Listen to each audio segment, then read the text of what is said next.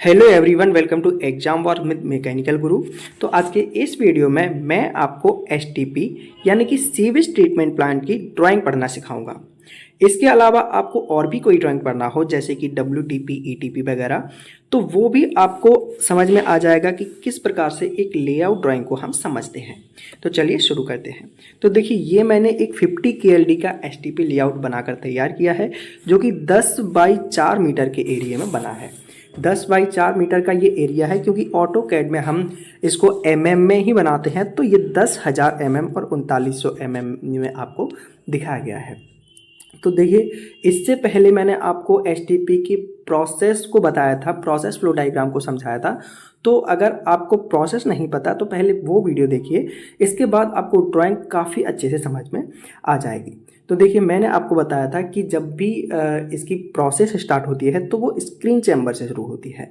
कहाँ से होती है? स्क्रीन चैम्बर से, क्योंकि रॉ सीवेज जो होता है, रॉ सीवेज सबसे पहले आता है स्क्रीन चैम्बर में। ये रहा स्क्रीन चैम्बर।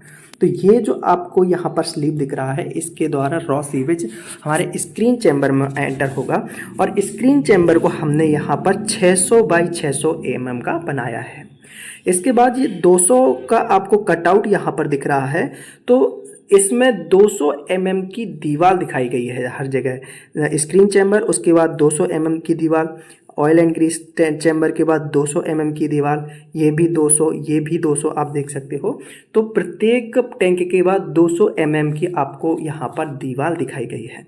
तो स्क्रीन चैम्बर के बाद हमारा जो दूसरा टैंक आता है ऑयल एंड ग्रीस चैम्बर, तो इसको हम स्क्रीन चैम्बर से थोड़ा बड़ा बनाते हैं क्योंकि ये हमने 600 बाई 600 का लिया है, तो इसको हम 750 बाई 600 का ले लेंगे ऑयल एंड ग्रीस चैम्बर। और ऑयल एंड ग्रीस ट्रैप हमारा तीसरा जो टैंक है वो बनाते हैं। किसी किसी प्लांट में हम एक ही बना देते हैं, किसी में 2 बना देते हैं, तो उससे फ़र्क नहीं पड़ता है क्योंकि ऑयल एंड ग्रीस चैम्बर यहाँ पे आएगा। यहाँ पे भी हम इसको ट्रैप कर सकते हैं, अगर यहाँ पे नहीं तो अगले वाले टैंक में हमने एक स्क्रीमर लगाया होता है, तो स्क्रीमर के द्वारा हम ऑयल को ट्रैप कर लेते हैं। जैसे कि मैंने पिछले वीडियो में आपको बताया था कि अगर किसी भी रेजिडेंशियल एरिया से पानी आता है तो वहाँ पर किचन होती हैं तो वहाँ से ऑयल आता है, या फिर किसी इंडस्ट्री से पानी आता है तो इंडस्ट्री में ऑयल एंड ग्रीस यूज होता है बियरिंग में, तो वो पानी आता है तो ऑयल को ट्रैप करने के लिए ये जो टैंक है वो बनाया जाता है। तो इसको स्क्रीन चैम्बर से थोड़ा हम बढ़ा लेते हैं, ठीक है। अब ऑयल एंड ग्रीस ट्रैप होने के बाद जो सीवेज है वो आपका जाएगा इक्विलाइजेशन टैंक में। अब देखिए, इक्विलाइजेशन टैंक के ही अंदर आपका screen chamber, oil and grease chamber और oil and grease trap chamber, ये तीनों बनाए जाते हैं। आप यहाँ पर डायमेंशन देख सकते हैं, 1820 यहाँ पर मैंने पूरे इक्विलाइजेशन टैंक की विड्थ ली है और लेंथ ली है आपकी 3500 mm, ठीक है। 3500 mm यहाँ पर विड्थ लेंथ ली है और विड्थ ली है 1820। तो इक्विलाइजेशन टैंक के अंदर ही आपके ये तीनों टैंक आ जाएंगे, क्योंकि देखिए मैंने आपको ये टॉप व्यू दिखाया है इसका। अगर आप फ्रंट व्यू देखेंगे तो आप देखेंगे फ्रंट व्यू में कि इक्विलाइजेशन टैंक जो है इसकी डेप्थ बहुत ज़्यादा होती है, नीचे तक डेप्थ होती है, लगभग 4 मीटर इसकी डेप्थ होती है। लेकिन screen chamber, oil and grease trap और ऑयल एंड ग्रीस चैम्बर, ये तीनों आपके इतने डेप्थ में नहीं होते, तो ये ऊपर ही बने होते हैं इक्विलाइजेशन टैंक के, ठीक है। और इन्हीं टैंकों से पानी होकर नीचे इक्विलाइजेशन टैंक में गिरता है। अब नीचे पानी इक्विलाइजेशन टैंक में गिरा, इक्विलाइजेशन में जैसे ही एंटर होता है तो इसमें मैंने आपको बताया था कि डिफ्यूजर लगे होते हैं जहां पर सिल्ट आपकी मिक्स होती है। फिर इसी के अंदर ही आपका एक सीवेज लिफ्टिंग पंप लगाया जाता है।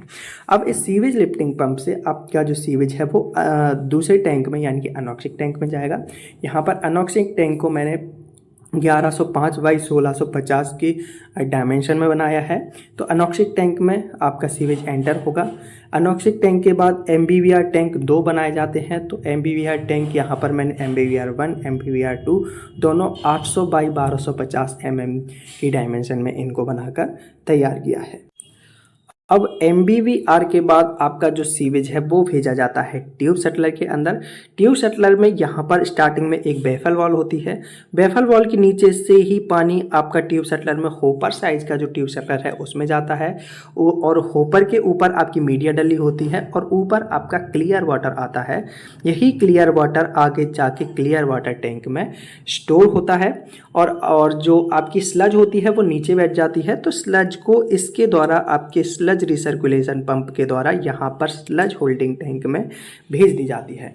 अब देखिए, आपको मैंने इन टैंक के सीक्वेंस बताए हैं, इक्विलाइजेशन टैंक, फिर अनॉक्सिक टैंक, फिर MBVR टैंक, फिर MBVR और फिर ट्यूब शटलर, फिर क्लियर वाटर, और फिर ये सारे, इन सभी टैंक्स का एक सीक्वेंस होता है। सभी जो टैंक है वो सीक्वेंस में होंगे, लेकिन स्लज होल्डिंग टैंक का ज़रूरी नहीं कि ये इसी सीक्वेंस में हो, क्योंकि ये केवल स्लज को होल्ड करने के लिए एक टैंक बनाया जाता है। तो इसको या तो हम यहाँ पे बना दें, या फिर अगर हमें मान लो क्लाइंट ने 10 मीटर की लंबाई दी है, अगर 10 मीटर की ना देकर वो हमें 13 मीटर की दे देता तो हम उसको ट्रीटेड टैंक के बगल से बना देते।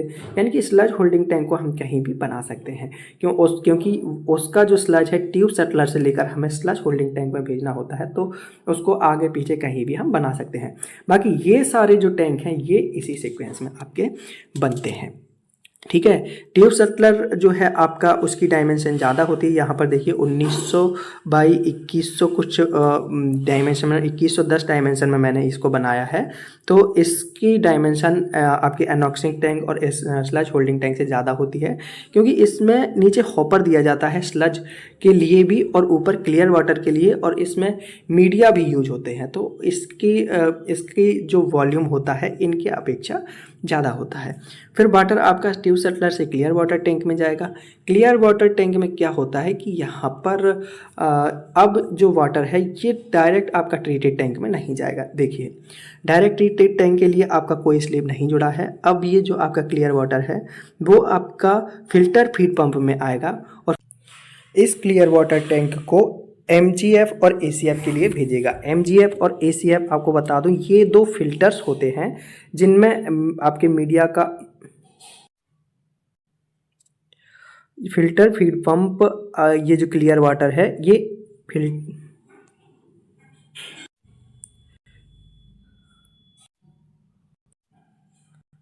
अब क्लियर वाटर जो है वो फिल्टर फीड पंप में जाएगा, और फिल्टर फीड पंप इस क्लियर वाटर को MGF और ACF में भेज देगा। MGF और ACF ये दो फिल्टर्स होते हैं जो कि पानी को फिल्टर करते हैं, मैंने पिछले वीडियो में आपको बताया था।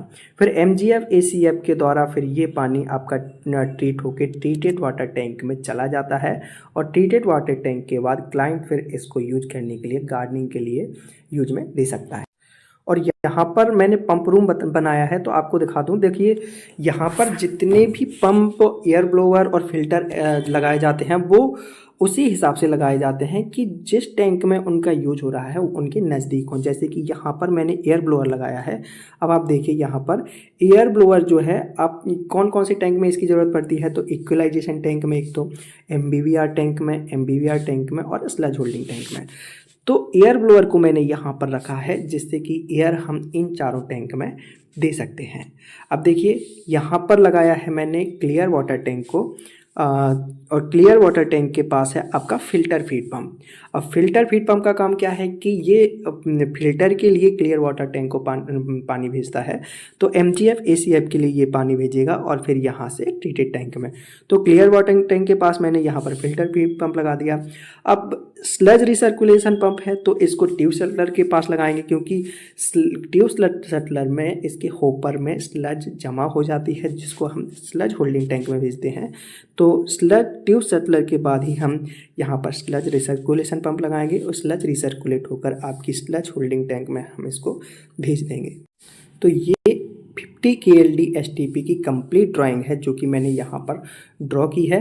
अगर 50 की जगह यहाँ पर 25 KLD लेते हैं तो उसमें इसकी जो डायमेंशंस हैं वो चेंज हो जाएंगे, कम हो जाएंगे इससे। अगर हम 100 KLD का ले लें तो यहाँ पर डायमेंशन और ज़्यादा हो जाएंगे, यानी कि एरिया बड़ा हो जाएगा। यहाँ पर अब देखिए ये जो एरिया है इसका, ये हमें क्लाइंट देता है कि हमें यहाँ पर 10 बाई 4 मीटर के क्षेत्रफल में बनाना है। तो हमने इसको 10,000 mm और 3900 mm लिया है, यानी कि लगभग 10 बाई 4 मीटर के क्षेत्रफल में ये बना हुआ है। अगर हमें 50 की जगह अगर 100 KLD का प्लांट बनाने को मिलता है तो वहाँ पर हमें उसके हिसाब से ही फिर वहाँ पर एरिया दिया जाएगा। तो उसके अकॉर्डिंग हम उनके टैंक की साइजिंग करेंगे और वहाँ पर प्लांट को वही डायमेंशन दे के लगा देंगे। तो ये था। तो अब यहीं वीडियो को एंड करते हैं। आई होप आपको इतनी बातें समझ में आ गई होंगी। अगर इससे रिलेटेड आपको कोई भी डाउट है तो आप उसको कमेंट के द्वारा पूछ सकते हैं। और अगर वीडियो अच्छा लगा है तो वीडियो को लाइक एंड शेयर कीजिए। चैनल पर नए हैं तो चैनल को सब्सक्राइब करके बेल आइकन पर क्लिक जरूर कीजिए। Thank you for watching video.